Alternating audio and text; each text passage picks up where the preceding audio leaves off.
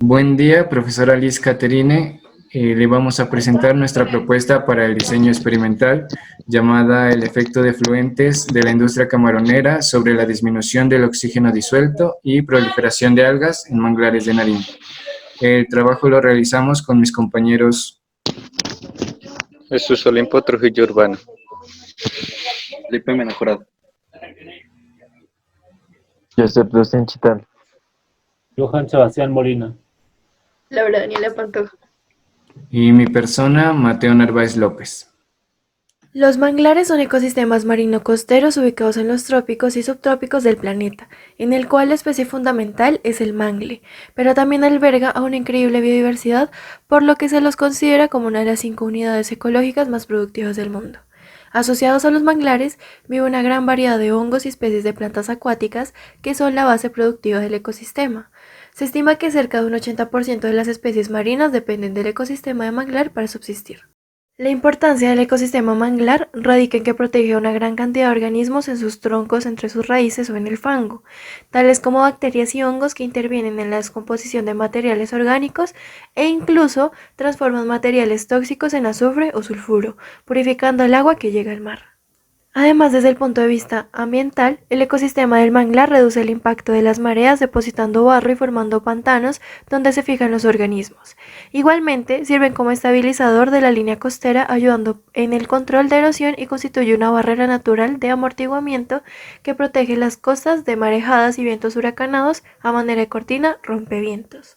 Asimismo, al detener finas partículas de sal que acarrean las brisas marinas, previenen las inundaciones y depuran el aire que se desplaza hacia suelos agrícolas. Además de que este ecosistema funciona como un filtro que evita la entrada de material suspendido de otros ecosistemas, siendo un eslabón entre la vida marítima y la vida terrestre.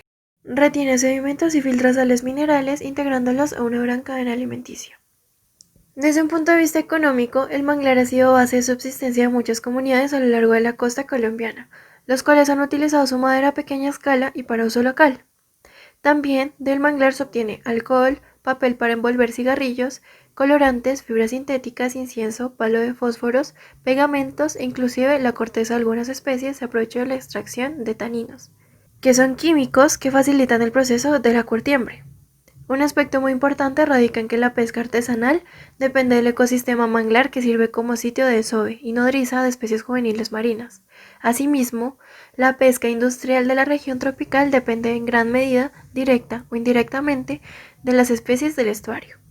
Según las estimaciones más recientes, en el Ministerio de Ambiente y Desarrollo Sostenible, los manglares de Colombia tienen extensión aproximada de 285.049 hectáreas, hallándose distribuidos en los litorales Caribe con 90.160.58 hectáreas y el Pacífico con 194.880 hectáreas. El litoral del departamento de Nariño se destaca a nivel nacional, pues ahí confluyen las mayores extensiones de manglares que, de acuerdo con Ulloa, en 2004 son cerca de 150.000 hectáreas. Los bosques de mangles en el departamento de Nariño se encuentran desde el margen derecho del brazo Chazará, en límites con el municipio de Guapí, del departamento del Cauca, hasta el margen derecho del río Mataje, en la frontera con Ecuador, provincia de Esmeraldas. El manglar ha sido duramente afectado por la tala indiscriminada, obras de infraestructura vial mal planeadas, ampliación de la frontera urbana o contaminación que lo ha llevado a una degradación significativa. Pero actualmente se puede ver todavía muchos lugares en donde el manglar se desarrolla a plenitud y poblaciones viven de manera armónica con el ecosistema, dándole el valor que se merece. Un ejemplo de esto son los manglares de costa pacífica colombiana, siendo los más desarrollados y grandes del todo el Pacífico americano. En la actualidad se ha venido desarrollando prácticas de pesca industrializada. Entre esas industrias se encuentra la del camarón. El desarrollo se debe principalmente a que, según el boletín tecnológico, la medición y alimentación del cultivo de camarón, el consumo de camarón se ha expandido con la demanda de los países industrializados debido a su alta elasticidad de ingreso. Esto ha llevado al desarrollo del cultivo de camarón para facilitar su abastecimiento. Para el desarrollo de la camaronicultura se necesita construir estanques o piscinas y canales de abastecimiento de aguas, por lo cual esto promueve la tala, la compactación de los suelos de manglar, además de que en muchos casos se necesita la construcción de vías de acceso, urbanizaciones e infraestructura para el desarrollo de poblaciones locales. Con esto se pierde el equilibrio y disminuye la cantidad de diversidad de peces, ya que en áreas de cría y estas terminan siendo destruidas Además de que en la cría intensiva del camarón se emplean enormes cantidades de productos químicos que contaminan los recursos hídricos locales. La eutrofización es el exceso de nutrientes que hace que las plantas y otros organismos crezcan en abundancia. Durante su crecimiento y putrefacción consumen gran cantidad de oxígeno disuelto y aportan materia orgánica en abundancia. La eutrofización afecta la calidad de las aguas al aumentar la podredumbre y agotarse el oxígeno. Hipótesis. Primero, los efluentes provenientes de la industria piscícola provocan un incremento en la cantidad de algas presentes en los cuerpos de agua. Segundo, una cantidad elevada de plantas acuáticas, en especial algas, causará un aumento de la materia orgánica en descomposición una vez cumplan su ciclo de vida. Con esto causa un incremento de las bacterias aeróbicas, llevando a una reducción del oxígeno en el agua. Objetivo general: evaluar la incidencia que tienen los efluentes de las industrias y la cantidad de algas sobre la presencia del oxígeno disuelto en manglares de Nariño. Objetivos específicos: proponer un diseño experimental que permita evaluar los efectos de los factores. Cuantificar la cantidad de efluentes que se vierten sobre los cuerpos de agua en manglares del departamento de Nariño. Comparar los datos registrados utilizando distintos autores para su análisis. Comprobar si los resultados obtenidos actúan bajo la normativa colombiana e internacional con el fin de mejorar el ecosistema del manglar. Metodología. De acuerdo al procedimiento experimental, se hará muestreos de aguas en ecosistemas de manglares del departamento de Nariño. Estos se encuentran desde el margen derecho del brazo Chansará, en límites con el municipio de Guapi, del departamento del Cauca, hasta el margen derecho del río Mataje, en la frontera con Ecuador, provincia de Esmeraldas. Las variables a analizar serán el oxígeno disuelto presente en las muestras de agua, la clasificación trófica según el grado de eutrofización de las aguas, y el caudal de los efluentes que llegan al cuerpo hídrico en donde se hace la valoración del oxígeno disuelto. Las muestras de agua serán de acuerdo a la norma NTC ISO IEC 17025 de 2005. Los pasos descritos por esta norma para el análisis de oxígeno disuelto en aguas superficiales, según el Instituto de Hidrología, Meteorología y Estudios Ambientales, son: tomar la botella Winkler purgada con agua obtenida de grifo, llenándola hasta el rebose. El agua se desliza por las paredes del recipiente y se debe evitar tanto como sea posible la formación de burbujas. Se tapa la botella y se destapa para agregar 20 gotas de sulfato de magnesio y 20 gotas de alcalí yoduro-nitruro. Se tapa la botella y se coloca un pedazo de toalla de papel absorbente en la tapa. Se agita el contenido de la botella invirtiéndola varias veces.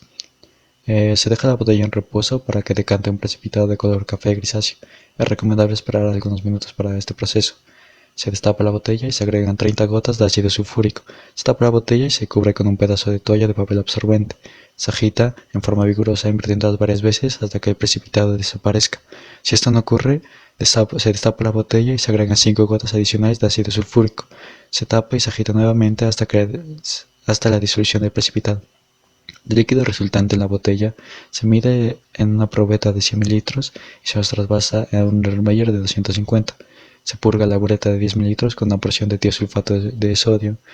Se llena la bureta y se abre la llave dejando salir una cantidad de reactivo, dando golpes suaves en la parte de la llave para sacar todas las burbujas que se han podido producir.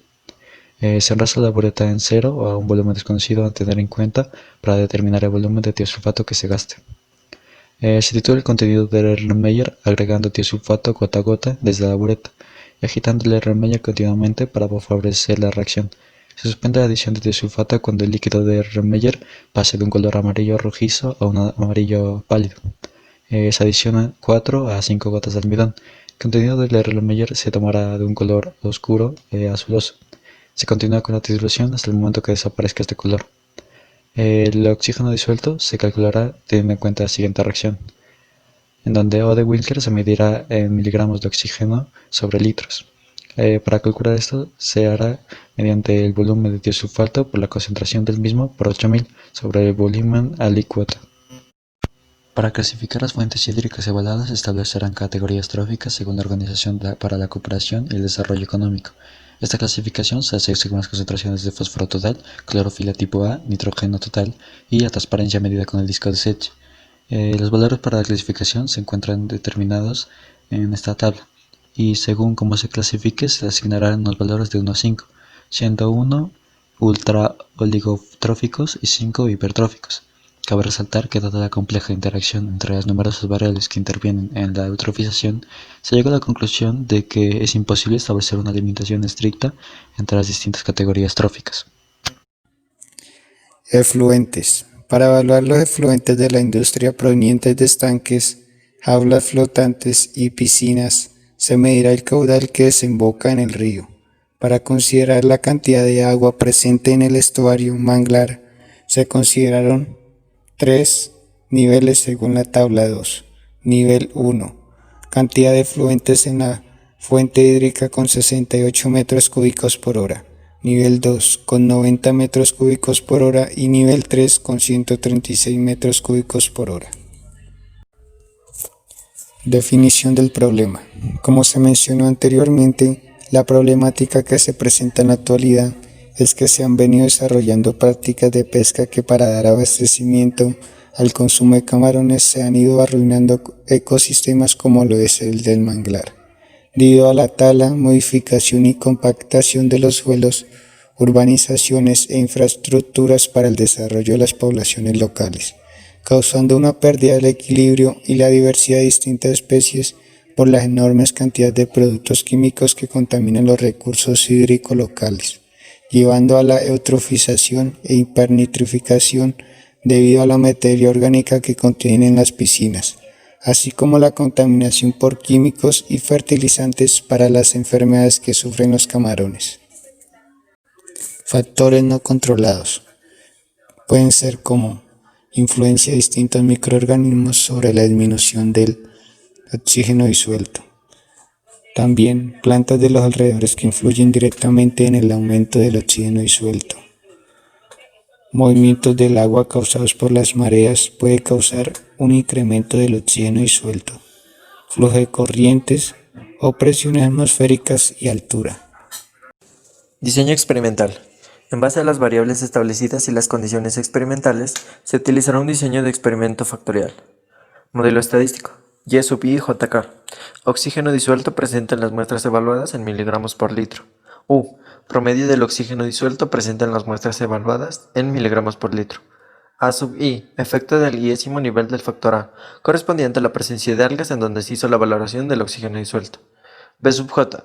Efecto del jésimo nivel del factor B, correspondiente a la cantidad de fluentes que llegan al cuerpo hídrico, en donde la valoración del oxígeno se da en metros cúbicos por segundo. AB sub I sub J. Efecto de la interacción entre el caudal de fluentes de la industria piscícola, en donde se hizo la valoración, y la cantidad de algas presentes en la zona de evaluación. Y sub K. Efecto de los bloques evaluados. E sub I sub J sub K. Errores experimentales causados por un mal bloqueo, causados por un mal manejo o calibración de los instrumentos empleados, o por la mala ubicación de las muestras en los niveles. Hipótesis estadísticas. Presencia de algas. Hipótesis nula. No hay diferencias significativas entre los niveles del factor A, correspondientes a la presencia de algas en donde se midió el oxígeno disuelto. Hipótesis alterna. Hay diferencias significativas entre los niveles del factor A, correspondientes a la presencia de algas en donde se midió el oxígeno disuelto. Cantidad de fluentes que llegan al cuerpo hídrico. Hipótesis nula. La cantidad de fluentes vertidos no presentan diferencias significativas sobre las medidas de oxígeno disuelto presentes en los cuerpos de agua evaluados. Hipótesis alterna. La cantidad de fluentes vertidos presentan diferencias significativas sobre las medidas del oxígeno disuelto presente en los cuerpos de agua evaluados. Interacción entre la cantidad de algas y de los efluentes de industrias que llegan a la fuente hídrica. Hipótesis nula. La cantidad de algas y de efluentes de industrias actúan de forma independiente entre sí. Esto se debe a que no presentan diferencias significativas entre los dos factores, y por lo tanto no hay interacción entre los mismos. Hipótesis alterna. La cantidad de algas y de efluentes de industrias cercanas actúan de forma dependiente entre sí. Esto se debe a que presentan diferencias significativas entre los dos factores. Resultados esperados. Identificar si hay una correlación directamente proporcional entre los factores propuestos, ya que se esperaría que entre más efluentes desemboquen en los cuerpos de agua evaluados, sea mayor la proliferación de algas, y por tanto eso conlleve a una mayor disminución del oxígeno disuelto en las zonas analizadas. Se espera que los resultados arrojen significancia para la presencia de algas, la cantidad de fluentes vertidos y la interacción entre la cantidad de plantas acuáticas con los horarios para así poder evaluar con más certeza las afectaciones que tienen estos factores en la presencia del oxígeno disuelto en las distintas zonas de Nariño donde se tomaron las muestras. Las diferencias estadísticas que pueden resultar de los parámetros evaluados conllevarán eventualmente a aceptar la hipótesis alterna para cada estadístico realizado, y así podemos demostrar las consecuencias negativas que causan los efluentes de la industria piscícola y camaronera en estas áreas bióticas del departamento.